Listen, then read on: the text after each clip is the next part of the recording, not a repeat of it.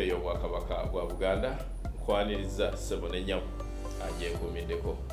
Mukama yeebale gwe gwakyazisa obulamu ate era nga bulimu ebirungi. Tumwegayirira ebirungi ebyo byakuweereddemu abikukuumire ate era byeyongere.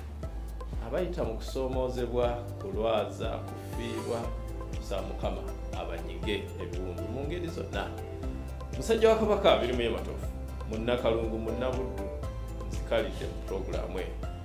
Olutindo luno lutuyunga ku nsonga nnyingi nga bwe nze nkyogera lunnye, naye obudde buno olutindo lwasalawo lutuyunge ku Gombe Medical Services Hospital.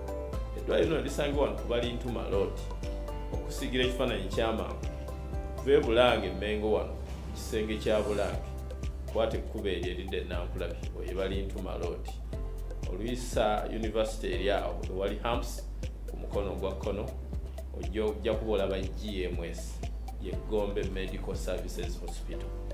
Ate era bw'oba ova Nankulabi n'oyisa otuyita ewaakayiwa ne weyongera maaso ku mukono ogwa ddyo era ewali Hamps GMS Gombe Medical Services Hospital ojja kuba eddwaliro oliraba bulungi. Abakulu abaddukanya eddwaliro beewaayo okumpanga abasawo, otuwanga abasawo basomese ebintu bingi, batubuulire ebitulwaza tusobole okubeera abalamu. Era Gombe Medical Services Hospital mu mwezi guno gwennyini yateekateeka olusiisira. Luno lwali lwakubiri lwakusatu ng'era essira ku luno lyali nnyo ku nsusu ne ku biwanga. Bwe tugamba ekiwanga tutegeeza amatu, ennyindo, emimiro, okutwaliza wamu ebisumbu ebyo essira kwe lyateekebwa. Era neebaza nnyo abantu ba Katonda mwenna, abantu ba Ssaabasajja Kabaka abaava ebule n'ebweya ne mujja okukeberebwa, ne mujja okufuna obujjanjabi. Bane mwebale nnyo, mwebalire ddala. Kaakati nno ali ku BBS Terefayina ndine omusawo omutendeke, ndine Professor Lydia Rosa, a specialist in ENT, ear, nose and throat. Era zze tutunulira ensonga nnyingi naddala ezo ezaava mu lusiisira. Professor, you on BBS Terefayina again. I thank you for accepting again and to come and say and share that health and medical ideas and advice to the viewers. Can you say hello to them? Thank you once again to BBS for the opportunity to share with our viewers. In this opportunity, we are trying to give you the feedback about the camp that we have been having the previous weekend, and that was very, very well received for our people. Was being demonstrated because we have been seeing more than 7,000 ENT patients, ENT clients with different diseases that have been attending by us. I want to say thank you to all of them. I'm appreciating their support. They had accepted our contribution and I am very grateful for it. Wow. Thank you. Ali ku BBS Terefayina Professor musanyufu nnyo kubanga mu lusiisira olwakaggwa ye yasobola okutuusa obujjanjabi n'obukugu eri abantu abasukka olusanvu nga basumbuyibwa ebiwanga, omwali abato n'abakulu, abakyala n'abaami. N'olwekyaga nti mwebale kujjumbira, mwebale kwefaako ne mujja ne mufuna obujjanjabi. Era yo wali ku GMS Gombe Medical Services Hospital okwongera okubaweereza ng'abajjanjaba. I was amazing. I was very, very well impressive for that acceptances of our client. I never expect more than 7,000 patients in our facility, but we cannot say that we are not grateful with it. This acceptance was wonderful, and we had help at least whatever that we have, we put in their hand with the support, and now we are going to be calling them because they must come for some checkup. Most of them will be having diseases, and some of them are carrying with serious diseases, and then they are needing to be in touch with us. We gave them our contact, but we are also saving their contact.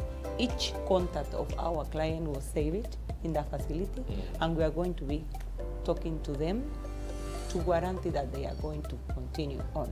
Wow. Ali ku BBS Terefayina, musajja wa Kabaka abirimu ebatono. Ndina Omukugu, omunoonyereza era omujjanjabi Professor Lydia Loza okuva wano ku GMS.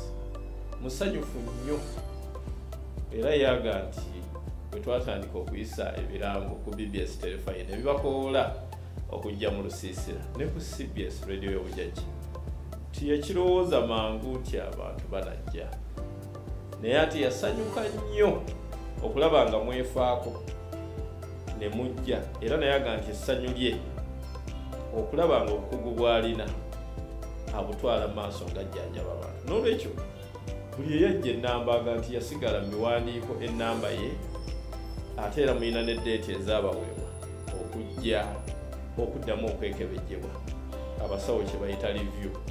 N'olwekyo ajja kubanga waali, kubanga era waali, era yeeteeseteese okubaaniriza n'okwongera okubajjanjaba. As I told you, we have attained so many clients, and we have a big population in pediatrics people, Yes. in children. We have so many patients who are children. In the childhood, they are usually complaining about allergy and also shortness of breath due to adenotonsillar hypertrophy. That means these children are suffering, for example, with over snore. Remember, our children are at school. Most of the time they are at school. When they are sleeping, they are over snoring. Then the rest of the class can be doing some bullying to the children. Because of that, they are worried about. They are usually coming in the age of 10, that's age 10, 12, because they are able to explain to the parents what they need. This is the important that our people must bring the children when they are over snoring. It is not making difference. That was being demonstrated in our camp. We have so many people, so many children who are affected with this condition, adenotonsillar hypertrophy. They are also suffering sometimes with condition in the ears, for example, acute otitis media or chronic otitis media, who are having some discharge. They are also complaining about hearing issues with a fullness sensation in the ear, and this is affecting the performance in class, you know, especially for children. But we have been attending so many adults. Most of adults are complaining about allergy. And in the allergy, I had an impression, because the people here are very smart, you know. They are complaining about loss of the sense of smell. Most of them who are suffering with that allergy condition, they are complaining about loss of sense of smell. Then that means they are needing the guidance to be, because remember, we have passed a pandemic about COVID-19, and it's also bringing some consequences, and this can be one. But anyway, we need to assess them, we need to guide them, we need to make some investigation. Because of that, they are going to be in touch with us. The cause, especially in children, is secondary to the allergy. This allergy, together with our changes in the environment, the dust, and also the weather changes, they are affecting children because their immune system is now developing it and is growing with them. They are trying to get and adapt to the environment. In that adaptation, sometimes adenoids are becoming bigger. Adenoids are the tissues which are backward to the nose.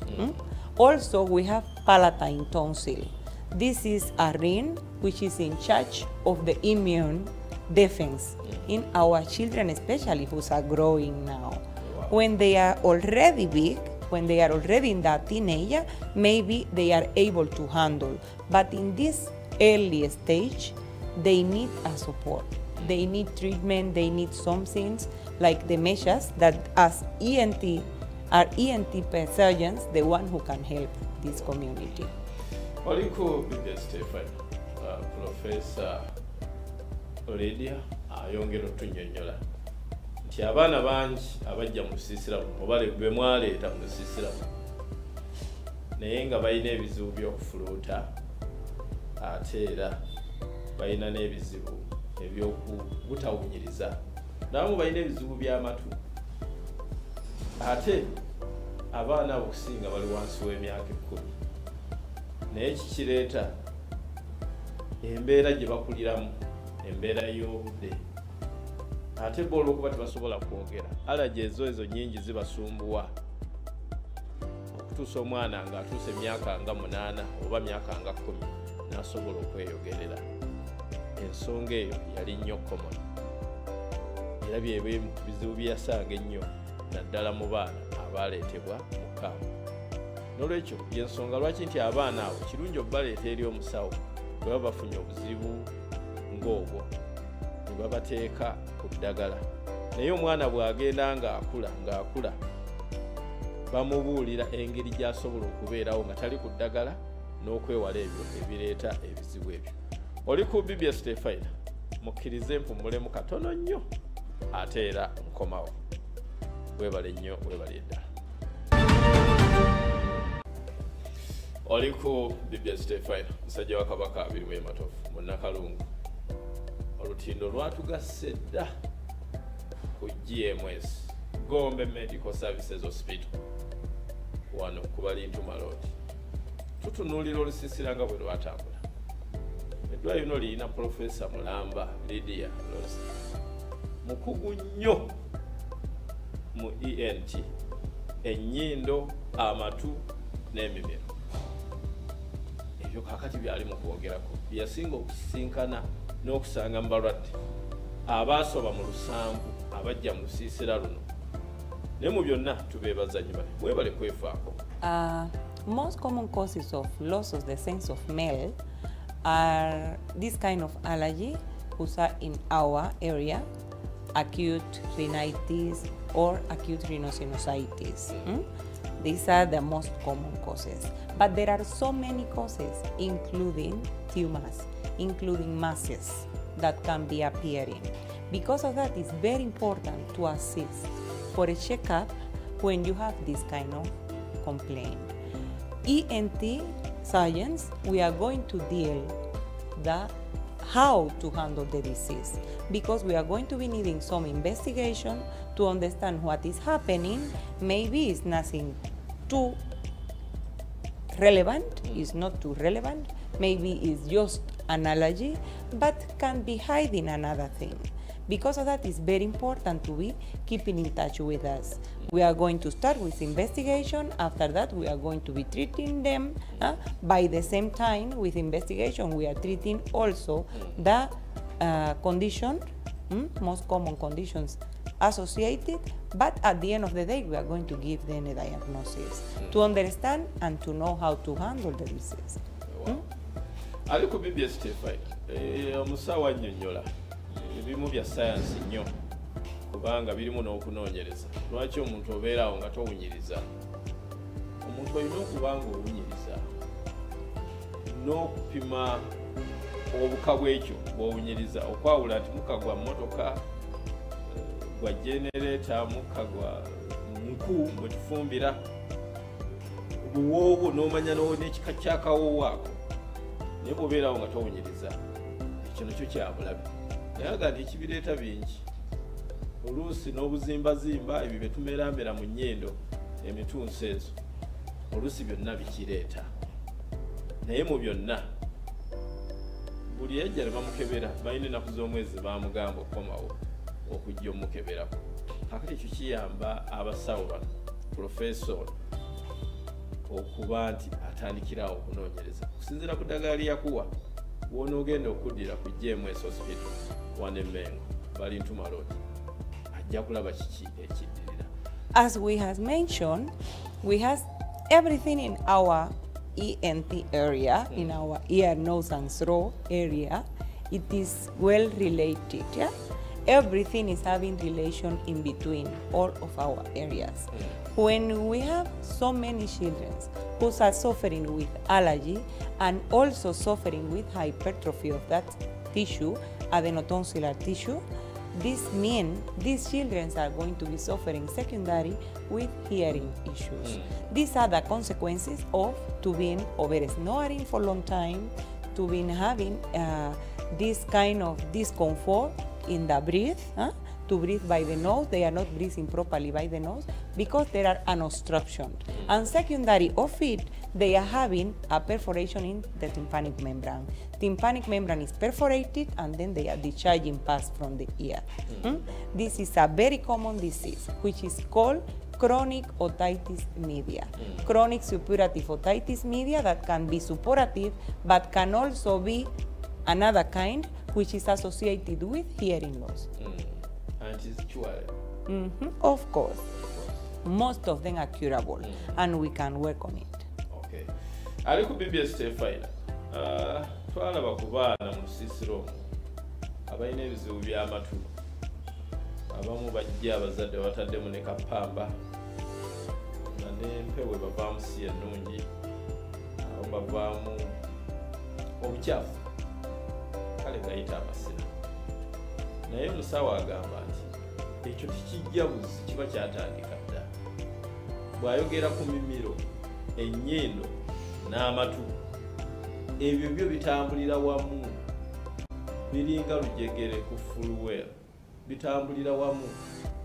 Nolwekyo kirungi nnyo okujja ne mulaba omusawo ng'obudde bukyali. Profesa yagamba waali, naye omwana watuukira okufuna embeera etali nnungi mu matu, kitegeeza wabaawo ekiba kyatandika dda. Ate bw'otakyanguyira embeera eyo omwana ayinza okufuuka kiggala n'aba nga tawulira. Naye kyagamba nti amatu, mimiro, nnyindo oluusi kitwaliramu n'amaaso n'okulumwalumwa omutwe, ebintu ebyo bitambulira wamu, ekimu kyekiyamba kinnaakyo. That scam was demonstrating us that this kind of condition are very, very common in the Ugandan population. Ugandan people can change lifestyle. They can control, at least at home, condition about dust. It's very important to make the dust in control also. They can also be having a rest, a relief, with taking a lot of water, especially warm water, because our body is reacting to all of that injury that are coming from the environment. Then if we are trying to control it, we are going to well control it with the intake a lot of water, warm water, tea can also help, and especially with a checkup. They must look for checkup with ENT people if they have any of these conditions that we have mentioned before. And if they have any of this kind of complaint, they must look for help. And the rest of the population who doesn't have this kind of issue, they can also avoid it. Oliko BBS Terefayina. Omusawo agamba professor nti embeera y'okubeesabeesaawo nga tonnajja kulaba musawo yonna gy'onojja nankubadde naye waali ku GMS Hospital okunywa ebyokya naddala abantu abafeekeera abalina alaje z'emimiro naddala ng'embeera y'obudde ekyusa ekisinga obukulu kwekuumira ku byokya kacyayi ako okendeeza ebinyogoga ebyo si birungi ku muntu alina allergies, omuntu asumbuyibwa naddala ng'embeera y'obudde ekyuse. Kakati nammwe abambi abalina emirimu gye mukola nga girimu olufufugge, gireeta olufufugge, nfuufu, abakola mu byuma bya mmwanyi, bya buwunga, bane mwesabike ennyindo empewo eyo egiramu bingi dust n'emikka egyo mwesabike ennyindo naye mu byonna ekisinga obukulu kulaba musawo yonna gy'oba omusanze naye ng'ate omukugu ono Professor Lydia wali wano ku GMS Hospital. Well, Professor, we are winding up. Your last comment, your last message as far as ENT is concerned. As my last message is directed to the people who had come, who had found time to come to join us. They had bring us a good support with this camp. We demonstrate that the statistic of ENT diseases is high in our population. They are understanding also the importance of it. That is demonstrated that we are doing a right job. Wow. Thank you for it, and please, we are going to continue in touch. Even the one who doesn't have the opportunity, who didn't have the opportunity to join, they can also come because we are here, available full time between Monday to Friday, around 9 to 4. We are here, available for it. Wow. Ali ku BBS Terefayina Professor Gambi ye wali yajja Uganda baweereza wali essaawa 24 naye ng'omuntu awumulako bannange agambye wali Monday to Friday ku GMS Hospital wano ku Balituma Road okuva ku ssaawa 3 ez'okumakya okutuuka ku ssaawa 10:11 kisinziira abalwadde kyabaliwo naye ye wali mujje ayongera opakeberako baatakeberako luli mu lusiisira ate era ye abajjanjabe n'obabuulira ekyokukola ati mweraliikirira nti oba bintu bya luzungu naffe tulinawo abatuvuunulira mpola mpola bwe jangu yajja abavuunuzi bwe bali abasawo nga Dr. Martin Mugenyi n'abalala we bali kaakati nno nkwebaza nnyo webali kwekuumira ku BBS Terefayina neebaza nnyo Gombe Medical Services Hospital okukkiriza ne mutwegattako nga BBS Terefayina olutindo luno ne tuyunga ku balwadde abatulaba ne luyunga Gombe Medical Services Hospital eri bannayuganda mwenna.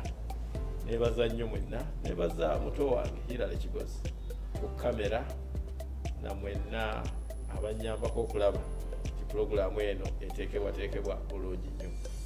Nze musajja wa Kabaka Birima kambaagaliza olunaku obulungi akawungeeza akalungi nga mutandika wiiki ebe ya ssanyu na mirembe nga mujja ku GMS Hospital wano ku Balituma okubakebera ku mubeera abalamu musobole okwekolerera abantu bammwe ekitundu kyammwe eggwanga lyammwe wamma tunyumirwa obulamu. Ssaabasajja Kabaka awangaale.